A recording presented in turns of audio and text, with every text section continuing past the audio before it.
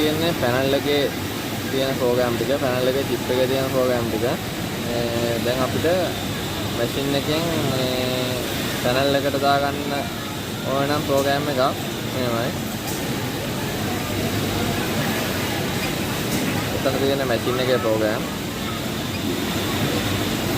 මෙතන මැෂින් එකේ ප්‍රෝග්‍රෑම් ටික අපිට ඕන ප්‍රෝග්‍රෑම් එක මොකක්ද කියලා බලා ගන්න තියෙන්නේ.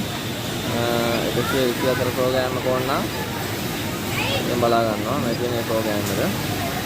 ඊට ඒක දානවා නම් පැනල් එකට මම ගිහිල්ලා ඊපස්සේ මෙතනින් අපි දාන්නේ පැනල් එකට නම් මේ chip එක තියෙන එක ඔබනවා. ඊට පස්සේ අපි නම්බරයක් දාන්න ඕනේ මේ ප්‍රෝග්‍රෑම් නම්බර එක. ප්‍රෝග්‍රෑම් නම්බර එක පැනල් එකේ නැති එකක් බලලා දාන්න ඕනේ. 53 දාමු.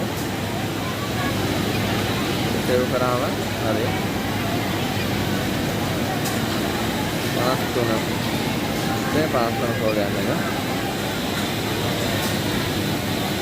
එතන ප්‍රෝග්‍රෑම් එක.